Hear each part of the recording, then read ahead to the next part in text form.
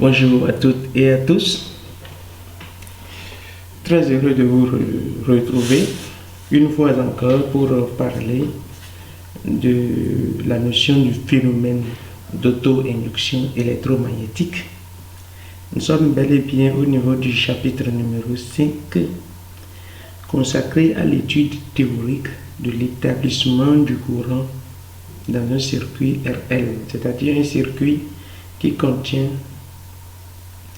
un conducteur ohmique et une bobine. Alors, sans plus tarder, nous entrons dans le vif du sujet et nous présentons ici et en même temps le circuit que nous allons prendre pour pouvoir faire cette étude théorique de l'établissement du courant dans un circuit RL. Alors, nous voyons ce circuit qui comporte deux branches montées en parallèle par rapport à un générateur de courant. Ici, nous avons une source de courant continu. Alors, dans la première branche, nous avons une bobine d'inductance L et de résistance petit r montée en série avec un conducteur ohmique de résistance grand R. Dans la deuxième branche, nous avons une diode à jonction, d'accord, polarisée. Regardez le sens de la diode, polarisée dans le sens non passant par rapport au branchement du générateur. Donc la diode est bel et bien polarisée dans le sens non passant. Alors, on ferme le circuit, fermons l'interrupteur. Qu'est-ce que nous constatons? Si on ferme l'interrupteur, le générateur établit directement entre les bornes, entre les branches, la première et la deuxième, une différence de potentiel qui fait circuler dans chaque branche une intensité I du courant électrique. Alors, dans la première branche, nous supposons que le courant traversé par cette branche est d'intensité I et le courant qui traverse la deuxième branche est d'intensité I'. Que dirais-je? Nous constatons bel et bien que la diode est polarisée dans le sens non passant. Alors, la diode se comporte exactement comme un interrupteur ouvert et ne laisse passer aucun courant électrique. C'est pour cela que nous avons supposé que l'intégralité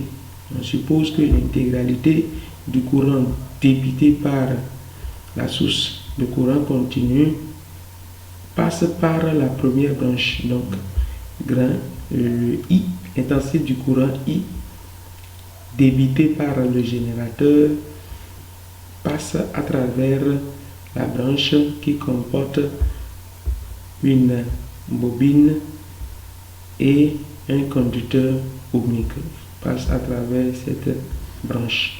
Alors, cette branche qui comporte la diode à jonction, cette partie qui comporte la diode à jonction, cette branche n'est pas importante dans ce cas. Donc, comme cette branche n'est pas importante dans ce cas, nous pouvons déjà supprimer, donc effaçons cette branche du circuit pour pouvoir simplifier le circuit. Donc nous voyons là maintenant à titre explicatif que nous avons exactement la même chose de part et d'autre. Nous pouvons déjà effacer un et se contenter d'un seul schéma. Alors, comme je vous l'avais dit dans la vidéo précédente, nous pouvons représenter efficacement la tension aux bornes d'une bobine par sa électrice E et par sa résistance interne petit r. Qu'est-ce qu'on s'était dit? Si vous avez un circuit comportant une bobine, vous pouvez remplacer cette bobine par sa force électromotrice d'auto-induction. Et la force électromotrice d'auto-induction étant homogène avec la tension, donc elle aura le même sens que le courant I. Donc vous représentez toujours la force électromotrice d'auto-induction dans le même sens que le courant qui traverse la bobine. Et après avoir représenté la force électromotrice d'auto-induction, nous représentons quoi? La résistance interne. Donc là, nous représentons la résistance interne. Donc, qu'est-ce que nous constatons? La tension positive aux bornes d'une résistance s'oppose à l'intensité du courant, c'est-à-dire la flèche de la tension aux bornes de la résistance s'oppose au sens de circulation du courant.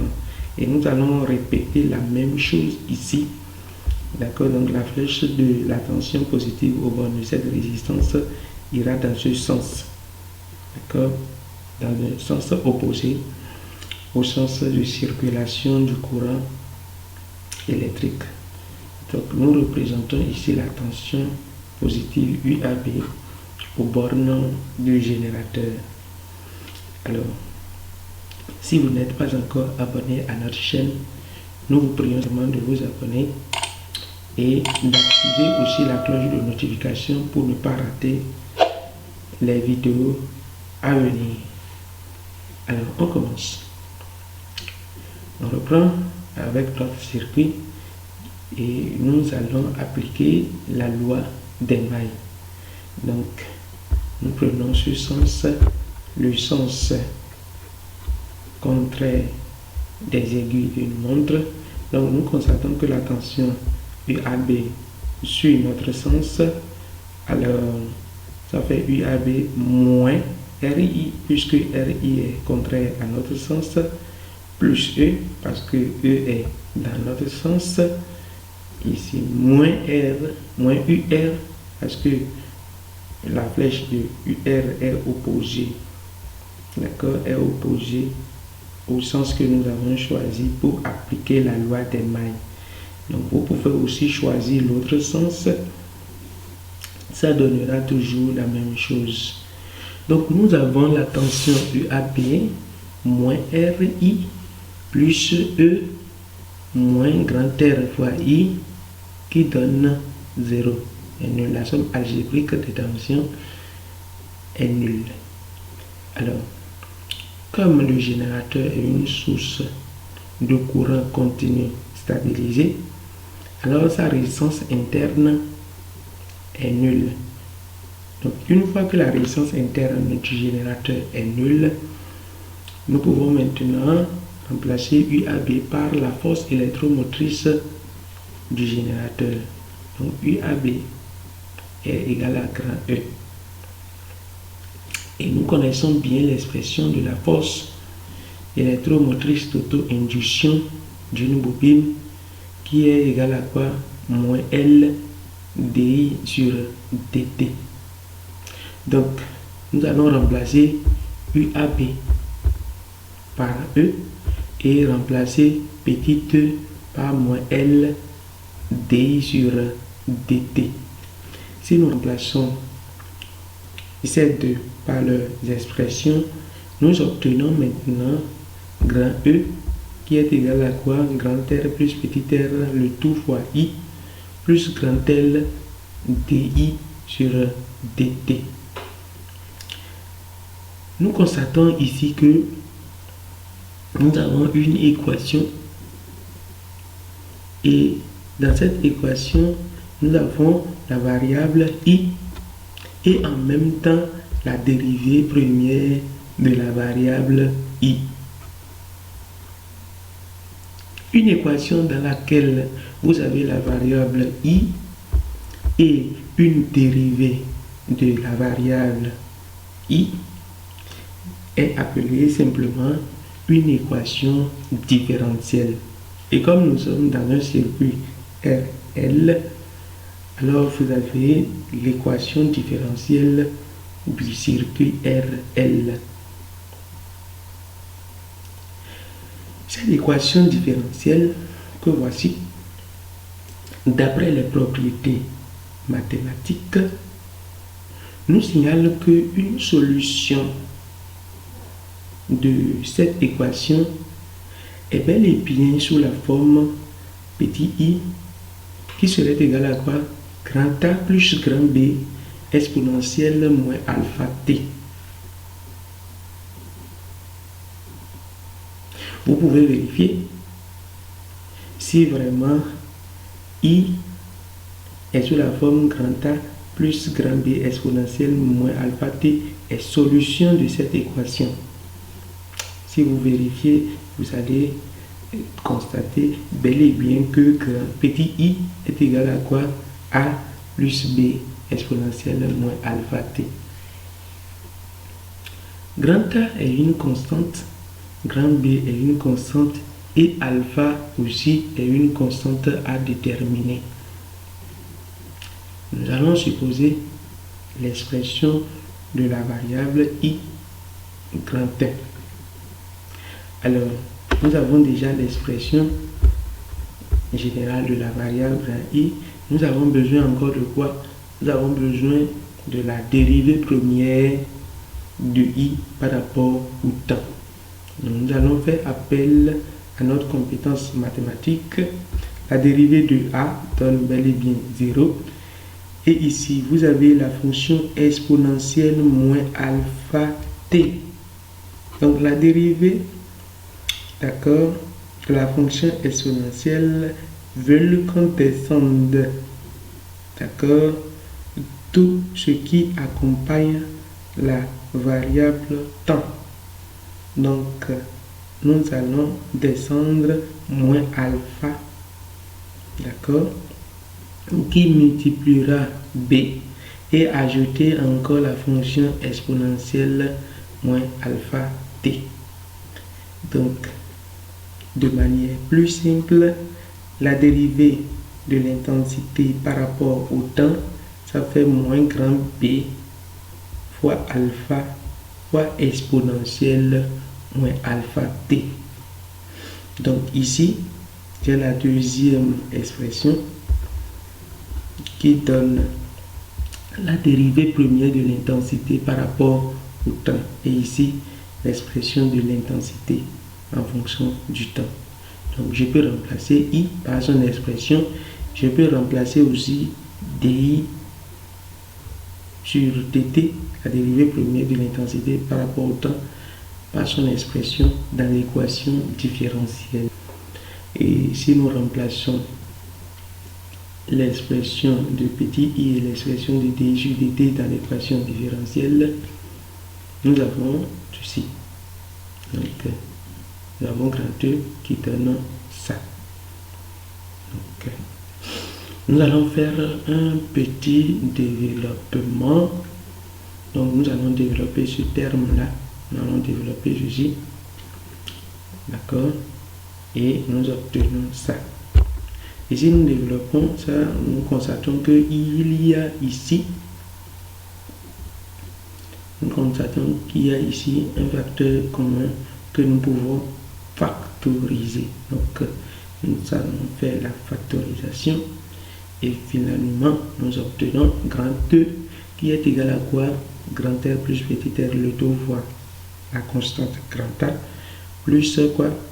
Grand R plus petit r moins grand L alpha, le tout fois grand B exponentielle moins alpha t. Voilà maintenant ce que nous obtenons de l'équation différentielle. Nous allons dégager de la place comme ça pour pouvoir continuer. Grand E, c'est la force électromotrice du générateur. elle est bel et bien une constante. Grand E est une constante. Alors, d'après le principe de l'égalité, une constante est égale à une constante. Une constante est bel et bien égale à une constante. Regardez, grand E est égal à une constante.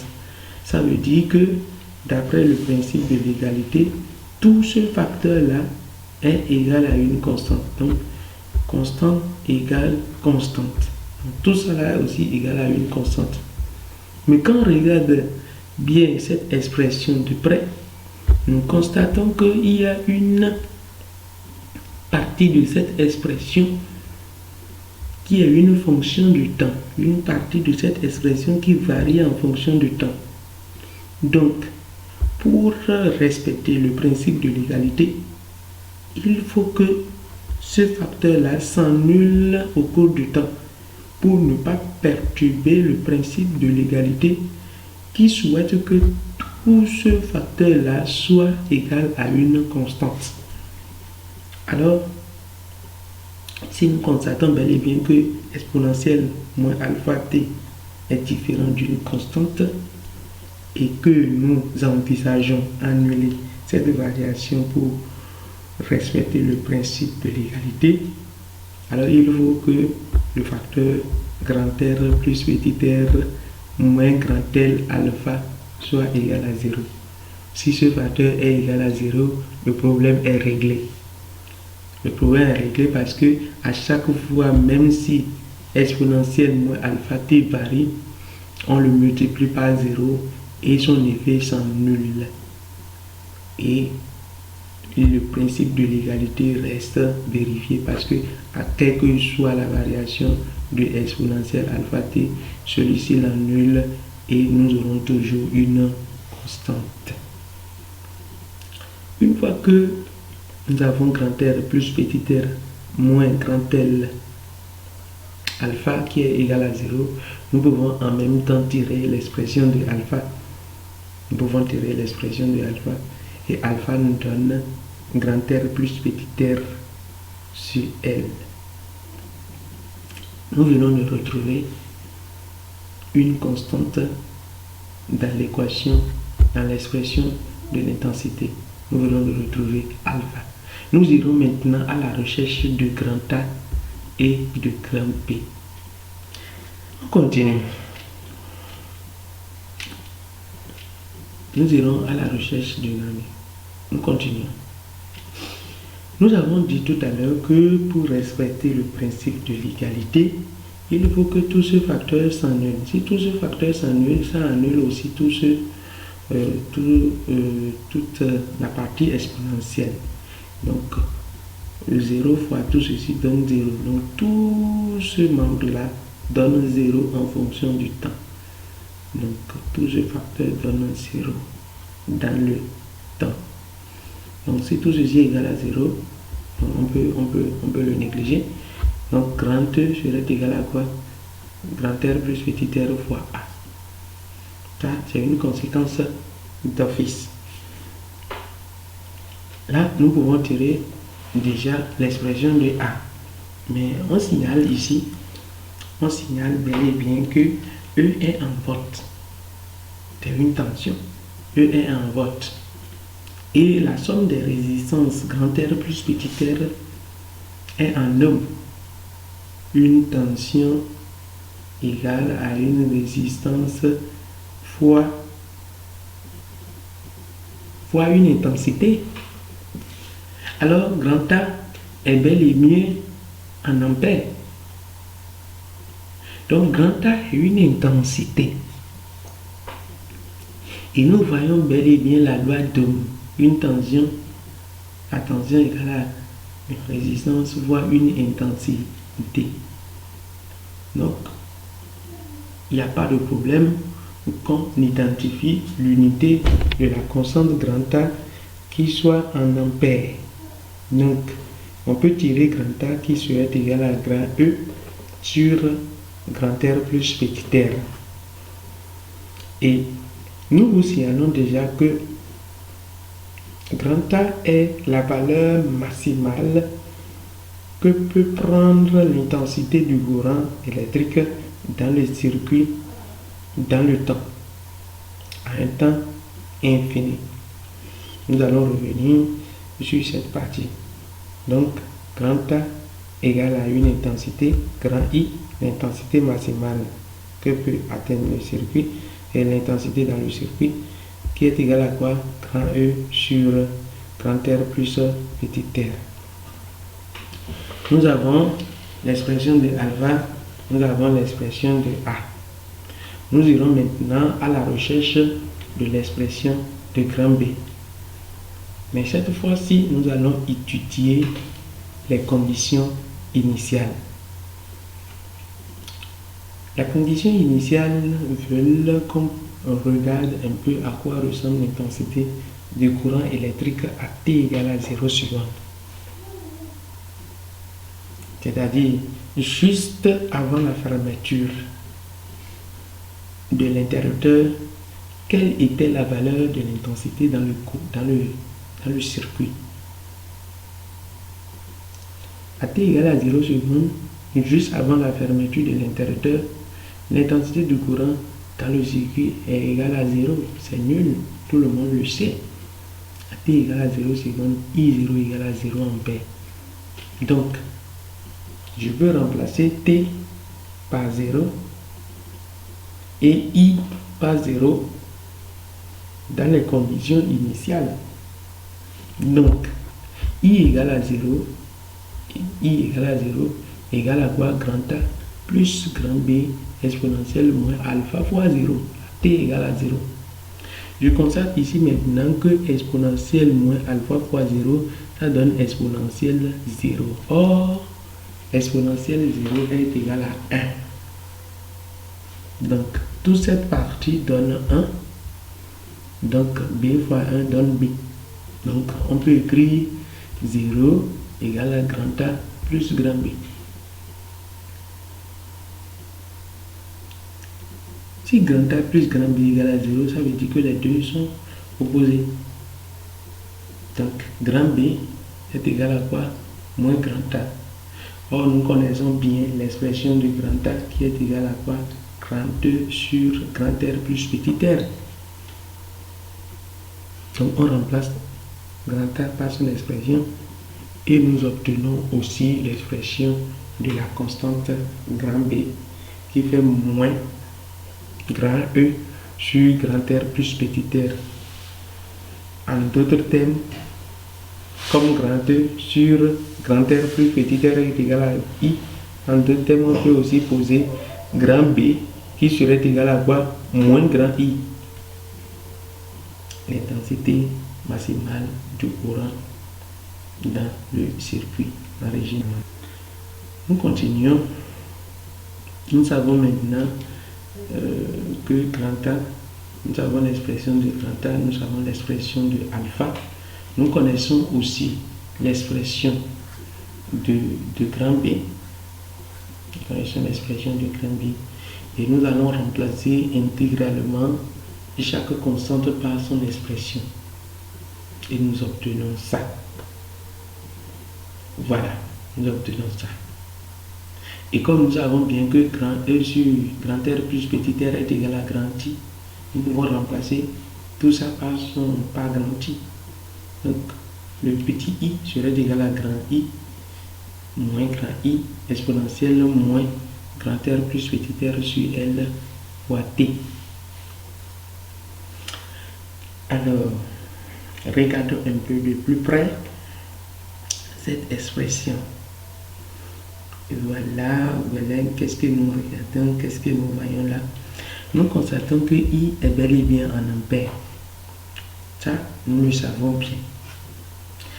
L'intensité, nous savons bien que grand I égale à grand A est bel et bien une intensité. Donc, I aussi intensité. Intensité moins intensité, ça, ce n'est pas un problème. Ça donne toujours intensité. Mais s'il y a quelque chose qui va s'ajouter, il faut que cette chose soit sans unité. pour ne pas perturber l'homogénéité des unités. Alors, nous avons déjà intensité moins intensité qui donne intensité. Il ne faut pas que l'unité de cette partie perturbe l'homogénéité des intensités. Alors, il faut bel et bien que tout ce facteur soit sans unité. Intéressons-nous à cette partie de l'expression de l'intensité du courant. Donc, isolons cette partie carrément pour mieux voir. Regardons de plus près. Si on regarde bien cette expression qui devrait être sans unité, nous voyons bel et bien le temps. Regardez, le temps est là. Et le temps est bel et bien en secondes. Alors, cela nous impose que toute cette partie-là devrait être quoi? L'inverse de la seconde. Donc, l'inverse de la seconde fois la seconde va donner quelque chose sans unité. Donc, toute cette partie, grand R plus petit r sur grand L, serait en seconde moins 1. Seconde moins 1 fois seconde, ça donne quelque chose sans unité. Et ça se simplifie. Alors, cela voudra dire simplement que notre constante alpha est en seconde moins 1. Puisque c'est la constante alpha qui est égale à grand L plus petit r sur grand L.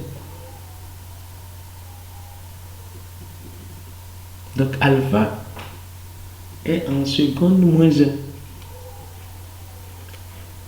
Or, nous voulons une grandeur. Nous voulons une grandeur de l'ordre du temps et non de l'ordre de la seconde moins 1.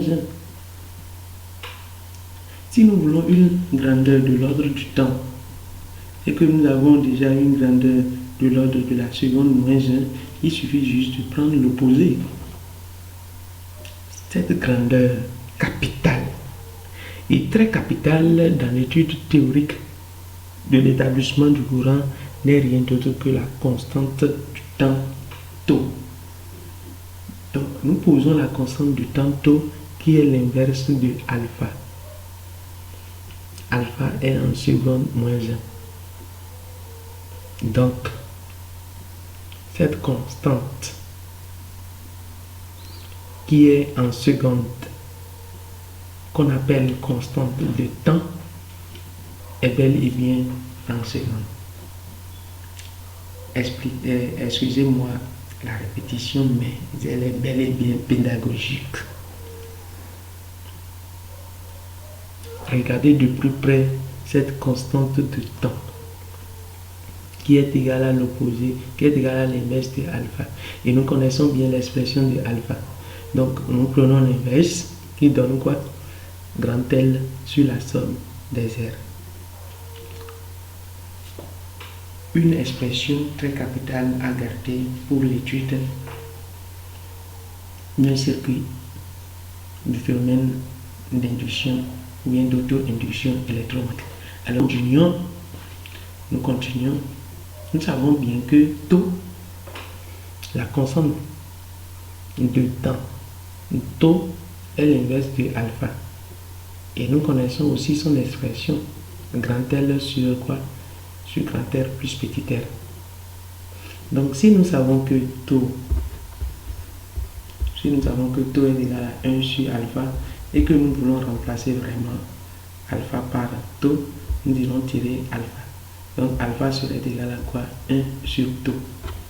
Donc alpha serait égal à quoi? Alpha serait égal à quoi? 1 sur tau. Donc alpha peut être remplacé par quoi? 1 sur tau. Donc nous remplaçons alpha par 1 sur tau et nous obtenons cette expression.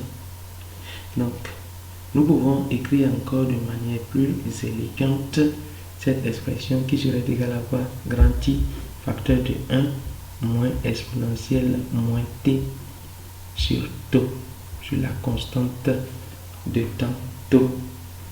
Et nous rappelons bel et bien que I égale à grand E sur la somme des résistances et tau égale à quoi?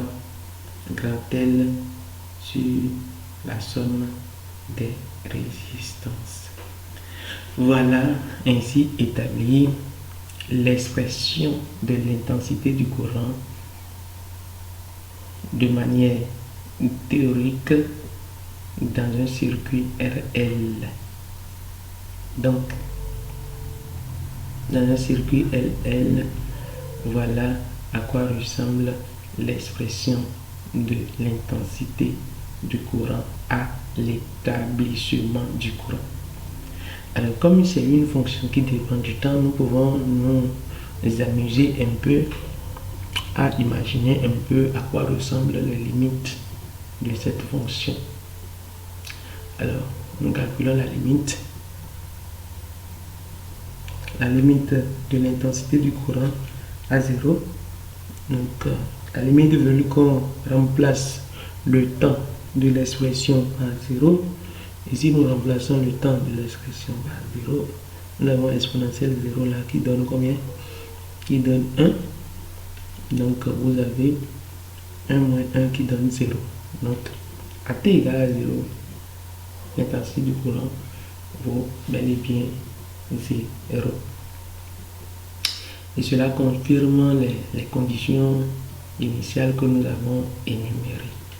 Nous allons calculer, nous allons voir un peu à quoi ressemble l'intensité du courant à t égale à infini, en calculant sa limite. Et nous remplaçons bel et bien t par plus infini. Et nous avons la limite qui donne grand I. C'est pour cela que je vous disais tout à l'heure que grand I, c'est la valeur maximale que peut prendre l'intensité du courant à un temps t infini. Donc, autant pour moi, ici, c'est bel et bien, ici, c'est bel et bien infini et non 0. C'est bel et bien infini et non 0. Alors, nous continuons et nous vous demandons de vous abonner en tapant sur le pouce s'abonner et en activant aussi la cloche de notification pour ne pas rater les notions très essentielles que nous voulons développer dans les vidéos prochaines. Alors, on continue. Nous allons prendre quelques valeurs pour grand I. D'accord, nous allons prendre quelques valeurs pour grand I et calculer et voir ce que ça donne. Ici aussi, c'est bel et bien plus infini qui est là. Donc, vous remplacez ceci par plus infini. D'accord, c'est plus infini qui est là. Donc, on prend grand I, d'accord, égal à 5 et on prend tau, d'accord, on prend grand I égal à 5 et on prend tau égal à quoi? Égal à 0,5 secondes. Donc, vous avez cette allure de la courbe, d'accord, de l'intensité à l'établissement du courant, d'accord, à l'établissement du courant, qui est une allure donnée par l'application GeoGebra. Donc, voilà ce que GeoGebra nous donne comme allure quand on prend I égale à 5 ampères et tau égale à 0,5 secondes. Donc, dans les conditions expérimentales, voilà à quoi ressemble l'allure de la tension visualisée aux bornes de la résistance, qui est à l'image du courant électrique qui circule dans le circuit. D'accord? Donc, si nous visualisons la tension au bord de la résistance dans le circuit RL, nous avons exactement la forme de l'intensité du courant électrique qui circule dans le circuit. Une fois que nous voyons que l'étude théorique est conforme avec les expériences du circuit. L'étude théorique est conforme avec les expériences. Nous pouvons déjà étudier de plus près l'allure de cette courbe. Et quand nous regardons bien l'allure de cette courbe, nous constatons qu'il y a une partie où l'intensité du courant demeure une constante. Donc l'intensité du courant ne varie pratiquement plus. Donc voilà, on identifie déjà cette partie qui est là. Donc cette partie de la courbe, d'accord, est appelée le régime permanent. Donc à partir de l'instant où la courbe prend cette forme, vous êtes dans le régime permanent. Donc, vous pouvez supposer que grand I est égal à 5 ampères. Alors, bien avant le régime permanent, nous avons déjà le régime transitoire. Autant pour moi, nous avons le régime transitoire. Donc, dans le régime transitoire, nous constatons que l'intensité du courant évolue progressivement dans le temps. Voilà, donc cette partie concerne bel et bien le régime transitoire lors de l'établissement du courant dans le circuit RL. Voilà ce que nous avons concocté pour vous dans l'étude théorique de l'établissement du courant dans un circuit RL. Nous remercions votre aimable attention. Si vous n'êtes pas encore abonné, ne partez surtout pas sans vous abonner. Abonnez-vous à notre chaîne pour nous permettre d'avoir de l'énergie à continuer par produire de nouveaux contenus notionnels. Et abonnez-vous surtout pour ne pas rater les nouvelles vidéos qui sont en cours de publication. Nous vous remercions pour votre aimable attention.